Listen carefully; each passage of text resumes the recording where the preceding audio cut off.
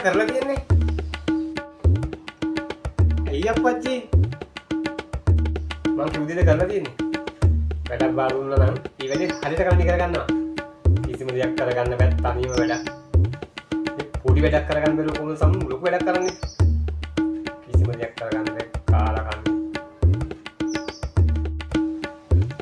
ගමේ මිනිස්සු මට කියනවා අප්පච්චි.